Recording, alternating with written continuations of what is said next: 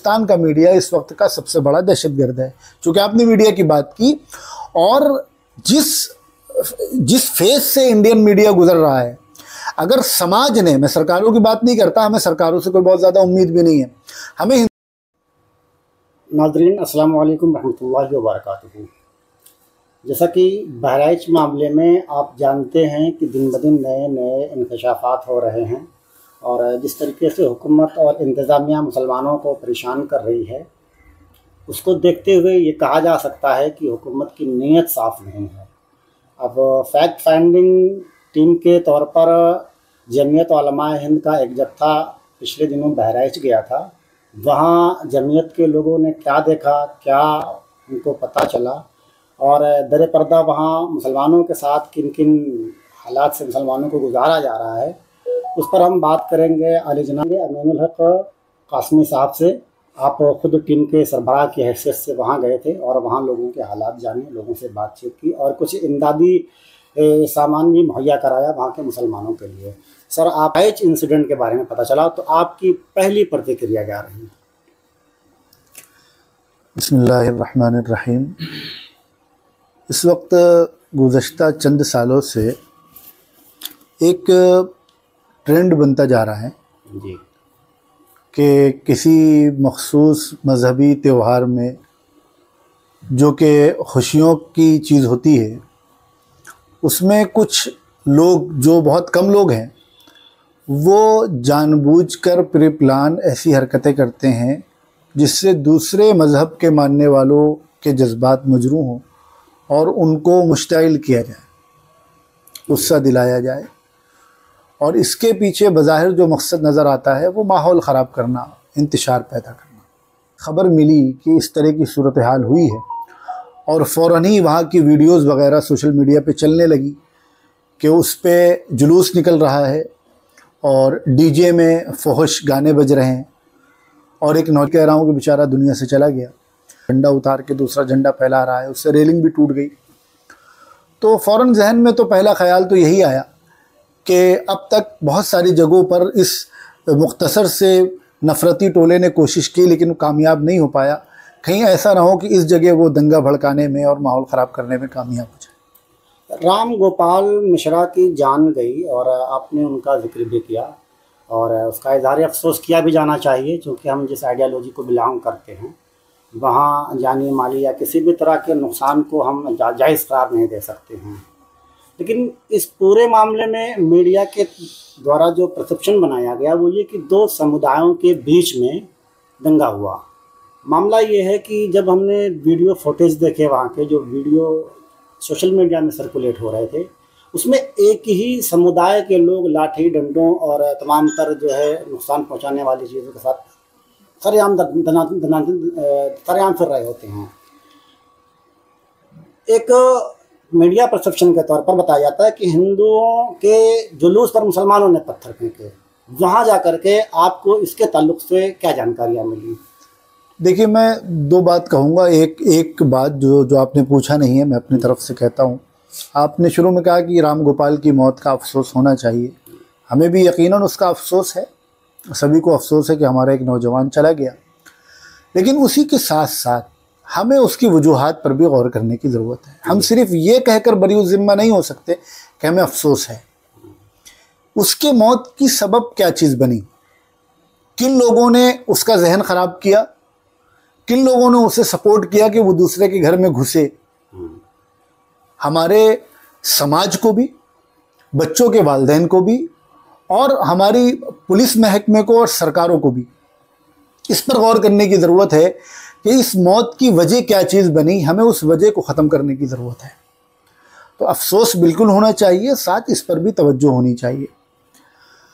दूसरी बात मैं अर्ज़ करूँगा, अगर आप इसको वीडियो में दिखाएं, काटे नहीं मेरे इस जुमले को, कि इस वक्त का जो हिंदुस्तानी मीडिया है जी, वो आज के दौर का सबसे बड़ा दहशतगर्द है।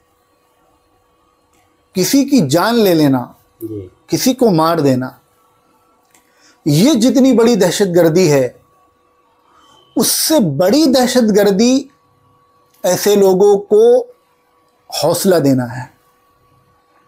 लोगों का इंसानों में नफरत पैदा करना है, एक दूसरे को इतना ब्रेन वॉश कर देना है कि उनके लिए धर्म के नाम पर जान लेना ये एक खेल बन जाए। इसलिए मैंने जुमला इस्तेमाल किया कि हिंदुस्तान का मीडिया इस वक्त का सबसे बड़ा दहशतगर्द है। चूंकि आपने मीडिया की बात की, और जिस फेज से इंडियन मीडिया गुजर रहा है, अगर समाज ने, मैं सरकारों की बात नहीं करता, हमें सरकारों से कोई बहुत ज़्यादा उम्मीद भी नहीं है, हमें हिंदुस्तानी समाज पे बड़ा भरोसा है, अगर समाज ने इसको समझकर इसके खिलाफ मुहिम नहीं चलाई तो आने वाले वक्त में वो देश के लिए भी और इंसानियत के लिए भी बहुत बड़ा जहर बनेगा हमारा मीडिया। इस पूरे इंसिडेंट में ये दो समुदाय के बीच की लड़ाई नहीं थी जी। ये प्री प्लान एक समुदाय के खिलाफ बातें की गई, उनको परेशान किया गया, और अभी इसकी भी कोई गारंटी नहीं कि राम गोपाल मिश्रा उसी घर की गोली लगने से मरा। अब तो ये ट्रायल चलेगा, कोर्ट में सारी सच्चाई सफेद झूठ सामने आएगा, तब पता चलेगा उसे गोली किसने मारी है। अभी सिर्फ उसी हल्के के बीजेपी विधायक हैं सुरेश्वर सिंह, उन्होंने एक का नाम लेते हुए उन्होंने एफआईआर दर्ज करवाई है कि पत्थरबाजी और फायरिंग और नाशाइस्ता नारेबाजी ये बहुसंख्यक समाज की तरफ से किए गए। तो कहीं आपका इशारा ये तो नहीं है कि इसमें कुछ पॉलिटिकल पावर इन्वॉल्व है इनकी बुनियाद पर? मेरी बात मुकम्मल नहीं हो पाई थी। मैं ये अर्ज कर रहा था कि ये पूरी प्लानिंग के साथ वहाँ दंगा भड़काने की कोशिश थी, और ये दो समुदाय के बीच की लड़ाई नहीं थी, बल्कि एक तबके ने पूरी प्लानिंग के साथ जुलूस को उस मस्जिद के पास रोका है। जहाँ जुलूस रोका गया है दूसरी तरफ मस्जिद है, एक तरफ वो घर है उसका, दूसरी तरफ सामने मस्जिद की गुंबद और मीनार नज़र आ रहे हैं। वहाँ पे जुलूस को रोका गया है और गालियों पर मुश्तमिल गंदे गंदे गाने बजाए गए। वो इतने गंदे गाने हैं कि आप सुन भी नहीं सकते उसको, कोई मुहज़्ज़ब आदमी उसको सुन भी नहीं सकता। और फिर दूसरे की घर से जाकर उसकी छत से इस छत में राम गोपाल को चढ़ाया गया, उसको सपोर्ट किया गया, और फिर ये पूरा इंसिडेंट हुआ। फिर कौन लोग थे जिन्होंने मिनटों सेकंडों में पूरे ज़िले में ये बात पहुंचाई, और जिन जगहों के लोगों का इस पूरे इंसिडेंट से कोई लेना देना ही नहीं था, वो कौन सा तबका था जिसने घरों में घुस घुस कर आग लगाई, सामान लूटा, एक एक सामान लूट कर लेकर चले गए। ये धार्मिक लड़ाई नहीं है, ये अपने धर्म की लड़ाई नहीं है। ये हमें समझना पड़ेगा कौन लोग थे जिन्होंने ये काम किया कि घरों को लूटा है, घरों में आग लगाई है, मोटरसाइकिलें जलाई हैं, दुकानों को जलाया है, इवन जिन घरों में जानवर पले हुए थे, बकरी वगैरह, वो तक उठाकर लेकर चले गए हैं। ये एक तरह से यकतरफा आप यूं समझ लें कि माहौल ख़राब करने के लिए और गोया की कमज़ोरों को दबाने के लिए ये पूरा प्लान किया गया है। और मैं आपको बताऊं, अभी तो दैनिक भास्कर ने जो स्टिंग ऑपरेशन किया है उसमें आपने देखा होगा कि वो दो नौजवान लड़के ये बात कह रहे हैं कि पुलिस ने हमें 2 घंटे का टाइम दिया था, अगर वो गद्दारी ना करते तो हम पूरे महाराजगंज को जला देते। तो इस बुनियाद पर हम ये कह सकते हैं कि इस पूरे इंसिडेंट में सबसे बड़ी जिम्मेदारी पुलिस की बनती है। पुलिस ने लापरवाही बरती है, पुलिस ने अपनी जिम्मेदारी अदा नहीं की है, वहाँ की महाराजगंज की पुलिस ने, और इस तरह के पुलिस वालों की वजह से पूरा पुलिस महकमा बदनाम होता है। तो पहली जिम्मेदारी उन लोगों की है। ये जो बीजेपी विधायक ने जिन्होंने एफआईआर कराया है, ये उस इलाके के विधायक है, इनकी क्या जिम्मेदारी बनती है? क्या बाद में इंसिडेंट हो जाने के बाद मीडिया में आके बयान दे देना काफ़ी है? आपने कितनी कोशिश की है उस वहाँ जो आग भड़की है उसको रोकने के लिए? आप उस इलाके के एमएलए हैं, जिन लोगों के घरों को जलाया गया, क्या आप उनके घर जाएंगे कि मैं आपके इलाके का विधायक हूँ, जिम्मेदार हूँ, आपको जो कुछ आपके साथ किया गया मैं उसके लिए माजरत चाहता हूँ, माफ़ी चाहता हूँ, या मैं आपको सपोर्ट करने के लिए तैयार हूँ? राम गोपाल मिश्रा के घर वालों को गवर्नमेंट की तरफ से पूरी सहायता की जा रही है। आप क्या मानते हैं कि जिस तरीके से राम गोपाल मिश्रा को उसको सपोर्ट किया जा रहा है, गवर्नमेंट उसे दोबारा से आबाद कर रही है, क्या इसी तर्ज पर वहाँ जो मुसलमान इस दंगे से प्रभावित हुए उनका बादाबतकार्य नहीं होना चाहिए? देखिए, किसी बच्चे का चले जाना ये बहुत अफसोसनाक होता है। तो सरकार अगर उनके घर वालों को सपोर्ट कर रही है और उनके आंसू पोंछने की कोशिश कर रही है तो एक अच्छा कदम है। लेकिन 2 बातें मुझे यहाँ पर अर्ज करनी है। एक बात तो जो मैंने पहले कही कि असल चीज़ ये है कि आप उन वजूहात को दूर करने की कोशिश करें जो इस तरह के हादसात का सबब बनती हैं। दूसरी बात यह है कि जो सरबराह है स्टेट का, जो मुखिया है स्टेट का, उसकी ये जिम्मेदारी है कि वो ताज्जुब के असरात से पाक होकर एक निगाह से अपनी सारी जनता को देखे और गैर जानिबदाराना तौर पर सबके लिए एक जैसा दर्द उसके दिल में होना चाहिए। उनके दिल में राम गोपाल के मरने का दर्द है, हम उसको अच्छी निगाह से देखते हैं, लेकिन उससे ज़्यादा दर्द उन्हें, या कम से कम उतना दर्द उन फैमिलीज़ का होना चाहिए कि बग़ैर किसी जुर्म के, राम गोपाल तो फिर भी एक घर में चढ़ा था, खुद चढ़ा था वो, लेकिन वो जिनका इस पूरे इंसिडेंट से कोई लेना देना नहीं था और उनका सब कुछ ख़त्म कर दिया गया, कम से कम उतना दर्द उनके लिए भी दिखाएं तो हमें खुशी होगी, लगेगा कि हाँ हमारे प्रदेश का मुखिया वो अपनी वाकई में वो सबको एक निगाह से देखता है। मतलब आप ये चाहते हैं और उम्मीद रखते हैं गवर्नमेंट से कि गवर्नमेंट उन जो पीड़ित लोग हैं उनकी भी सहायता गवर्नमेंट करनी चाहिए सर। कि जैसे जब वो वोट देने की बात आती है तो हमारे ही समाज से कुछ बड़े चेहरे सामने आते हैं, मैं किसी का नाम नहीं लूँगा, वो हर समाज और हर मकतबे फ़िक्र के लोग हैं। किसी पर्टिकुलर एक आदमी को इसके लिए ज़िम्मेदार ठहराना वो ईमानदारी और दयानतदारी के ख़िलाफ़ है। तो हमारे लोग ही जो है इन नाम नहाद सेकुलरों को आगे करते हैं कि यही हमारे रखवाले हैं, यही हमें तहफ़्फ़ुज़ फराहम करेंगे। लेकिन जब जब इस कौम पर, इस कम्युनिटी पर कोई ऐसी घड़ी आती है कि जहां हमें उनकी ज़रूरत पड़ती है, तब तब ये लोग खामोश हो जाते हैं और एक लफ्ज़ भी बोलना पसंद नहीं करते हैं। चाहे वो मतलब आज़ादी के बाद से लेकर के 50,000 जायद फसादात को ले लीजिए, चाहे वो आप बाबरी मस्जिद का मामला ले लीजिए, या इसके अलावा 3 तलाक बिल ले लीजिए, अभी वक्फ का मसला अटका हुआ है आप देख ही रहे हैं, या फिर आप बहराइच मुद्दे को ले लीजिए, कहीं भी ये पार्टियां आपके साथ खड़ी होती हुई दिखाई नहीं देती हैं। ऐसी सूरत में अगर आपका अपना कोई पॉलिटिकल एम्पावरमेंट नहीं होता है तो सवाल यही पैदा होता है कि आप इन हालात से कौम को कैसे बाहर निकालेंगे। मैं यहाँ पर 2 बातें कहूँगा जी। मैं इस बात से मुकम्मल इत्तेफाक नहीं करता हूँ, कुछ हद तक तो करता हूँ, लेकिन मुकम्मल इत्तेफाक नहीं करता हूँ कि हमें बिल्कुल तनहा छोड़ दिया जाता है, ऐसा नहीं है। बहुत सारे जिन मौक़े का आपने नाम लिया है, अभी वक्फ़ का मसला चल रहा है, इसमें भी बहुत सारी पार्टियां हैं जिन्होंने इस बिल के ख़िलाफ़ बात की है और मजबूत मौक़िफ़ रखा है। 3 तलाक के मसले पे भी, 370 के मसले पर भी, और भी जो इश्यूज़ पिछले दिनों हमारे साथ जिनका ताल्लुक़ खालिस मुसलमानों से था, उन पर बात की गई है। हाँ, हम ये कह सकते हैं कि जितनी मजबूती से बात होनी चाहिए थी उतनी मजबूती से नहीं हुई। लेकिन दूसरी तरफ हम ये देखते हैं कि वो लोग जिनको बारे में हम ये समझते हैं कि ये हमारे लीडरान हैं, हमारे कायद हैं, उन्होंने क्या किया।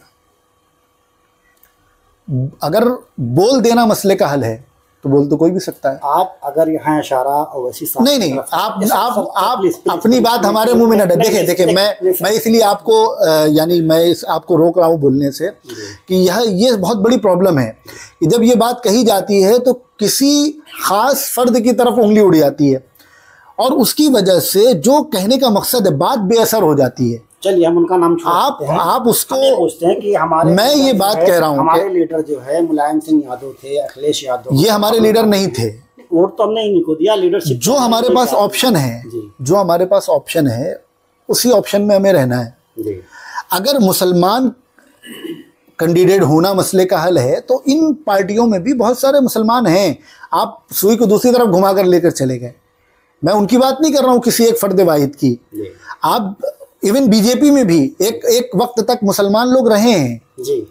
जितनी पॉलिटिकल पार्टियां हैं सब में मुस्लिम नुमाइंदगी रही है। अब भले वो कम हो रही है, लेकिन जो मुसलमान नुमाइंदे रहे, चाहे वो समाजवादी पार्टी हो, चाहे वो कांग्रेस हो, या जो भी पार्टियां हो, हमें पहले उनसे देखना चाहिए कि उन्होंने अपनी कौम के लिए क्या किया, मिल्लत के लिए क्या किया। यहाँ मैं आपको एक आखिरी बात बोलूँगा तो बात थोड़ा सा कहीं और निकल जाएगी, मैं इसको थोड़ा और क्लियरिफाई कर दूं। आपने जो बात कही कि इन हालात से बचने के लिए सियासी कुव्वत अपनी होनी चाहिए, हमारा ये मानना है कि इस मुल्क में हम खालिस अपनी बात करके अपनी कोई सियासी कुव्वत बनाएं, उसे हम मुसलमानों के हक़ में नुकसानदेह समझते हैं। हम ये समझते हैं कि मुसलमानों को मुश्तरक प्लेटफॉर्म बनाना चाहिए और सबके साथ मिलकर जो भी इंसाफ पसंद तबका है मुल्क में, वो किसी भी मज़हब का हो और किसी भी विचारधारा से हो, अगर वो इंसाफ पसंद है और इंसाफ को पसंद करता है और नफ़रत को नहीं पसंद करता, तो उसके साथ इश्तराक के साथ मुसलमानों को सियासी हिस्सेदारी में अपना किरदार अदा करना चाहिए। इंसाफ ही तो नहीं हो रहा है ना सर, 70-75 साल गुजर गए, इंसाफ ही तो नहीं हो रहा है। इसीलिए तो मुसलमानों का एक नज़रिया चेंज हो रहा है ना। मुसलमानों के अंदर जो ये मतलब बेइत्मीनानी आई है वो इसीलिए आई है कि 75 सालों में उसके साथ एक बार भी इंसाफ नहीं हुआ। नहीं, ये मैं समझता हूँ कि ये कहना कि 75 सालों में मुसलमानों के साथ सिर्फ ज़ातियाँ हुई, इंसाफ नहीं हुआ है, ये ख़ुद मुसलमानों के साथ दुश्मनी है। पिछले 75 सालों में मुसलमानों ने बहुत कुछ अचीव किया है, कुछ अपनी मेहनत से, कुछ दूसरों की मदद से बहुत कुछ हासिल किया है। जिस वक्त इस मुल्क की तकसीम हुई थी और जो लोग हमें यहाँ छोड़कर चले गए थे, आपको मालूम होना चाहिए कि वो हमारा जनाजा पढ़ के चले गए थे। वो ये कह कर गए थे कि या तो ये मार दिए जाएंगे या ये मुर्तद बना दिए जाएंगे। लेकिन अल्हम्दुलिल्लाह 70-75 सालों में हमने अपनी मेहनत से जो मकाम हासिल किया है, दुनिया के किसी भी खित्ते के मुसलमानों को उठाकर देख लीजिए, दीनी, ईमानी, अखलाकी एतबार से हम किसी से पीछे नहीं हैं। आप चाहे वो अरब ममालिक के मुसलमानों को लिए आइए या कहीं के भी लिए आइए, अल्हम्दुलिल्लाह हिंदुस्तान का मुसलमान अपने मज़हब के मामले में, ईमान और यकीन के मामले में, और हमने उसकी अल्हम्दुलिल्लाह भरपूर हिफाजत की है और हम कामयाब हैं। अब सवाल ये पैदा होता है कि माशी एतबार से, सियासी एतबार से, तो उसकी बहुत सारी वजूहात हैं जिन पर हमें ख़ुद गौर करने की ज़रूरत है। इस मुल्क में हमारा रोड मैप क्या होना चाहिए, हमें सियासत में किस तरह हिस्सेदारी चाहिए, हमें माशी एतबार से। मैं आपसे बात करता हूँ, अगर आपको ये इस हवाले से आप चाहते हैं कि मीडिया के ज़रिए मुसलमानों तक बात पहुँचाएँ, तो आप इस पर बात पहुँचाइए कि क्या वजह है कि 96% मुसलमान आज भी तालीम हासिल नहीं करते हैं। क्या वजह है कि मुस्लिम महलों का नौजवान ये ज़रिए माश होने के बावजूद भी रात को 4 बजे तक जग रहा है और सुबह 12 बजे तक सो रहा है, फिर शिकायत कर रहा है कि हमारा रोज़गार नहीं चल रहा। हर मसले का हल सियासी क़यादत नहीं है। हमारे मसले का हल ये है कि हम अपने समाज को ख़ुद बेदार करें, तालीम की अहमियत उनके अंदर पैदा करें, माश की अहमियत पैदा करें, वक्त ज़ाय करने से बचाएं, फजूल खर्ची से बचाएं। ये वो चीज़ें हैं, इन पर अगर मुहिम चलाई जाएगी तो मुसलमानों की तरक्की होगी। सियासी क़यादत आ जाना तरक्की का वो नहीं है वाहिद रास्ता। आप सियासी क़यादत अपनी बना भी लें, अपनी हुकूमत आप ले आएँ, लेकिन अगर इस हवाले से आपकी कौम में बेदारी नहीं है तो आप कामयाब नहीं हो सकते। और अगर आपने अपनी कौम को इन इशूज़ पर बेदार कर दिया और उसके अंदर ये जज्बा पैदा कर दिया, तो कोई आए कोई जाए, अल्हम्दुलिल्लाह जो कौमें तालीम को अपना मिशन बनाती हैं, मेहनत को अपना मिशन बनाती हैं, उनको इससे फ़र्क नहीं पड़ता कि हमारे ऊपर हुक्मरान कौन है, वो कौमें कामयाब होती हैं। आपका बहुत बहुत शुक्रिया नाज़रीन। ये थे मौलाना अमीनुल हक कासमी साहब, जो ये कह रहे थे कि मुसलमानों को सोशली, इकनॉमिकली, एजुकेशनली एतबार से काफ़ी मजबूत होना चाहिए, जिससे कौम का रुतबा सोसाइटी में बुलंद हो और फ्यूचर में इस तरह के मुस्लिम मुखालिफ दंगे जो गुजरात और अहमदाबाद या फिर अभी हाल में जो बहराइच में हुआ, इस तरह के वाक़यात ना हों, शायद इससे मुसलमानों को बचाया जा सकता है। आपकी अपनी क्या राय है? क्या इन सब चीज़ों से हम अपने आप को मुस्लिम मुखालिफ दंगों से बचा सकते हैं? मुसलमानों का एजुकेशनली, सोशली डेवलपमेंट हो सकता है? इसमें मैं थोड़ा सा वो करूँगा कि ये मैंने दंगों से बचने का हल नहीं बतलाया है। ये जो प्रिप्लान दंगे किए जाते हैं, इनका हल तो यही है कि जो लोग उस ओहदे पर बैठे हैं, जो इन दंगों को कंट्रोल कर सकते हैं, उनको उनकी ज़िम्मेदारी याद दिलाई जाए। ये जो ओवरऑल हमारी जो कंडीशन है मुल्क में, मैं उसकी बात कर रहा हूँ कि अगर हम चाहते हैं कि मुसलमानों की तरक्की हो तो वो इन इश्यूज़ पर अपने आप को बेदार करें। बाकी ये जो पर्टिकुलर इंसिडेंट होते हैं जैसे बहराइच में हुआ, तो इसके लिए तो वो जो हुकूमतें हैं, जो सरकारें हैं और जो कानून का निफाज वाले इदारे हैं, मसलन महकमा पुलिस है या दीगर एजेंसियाँ हैं,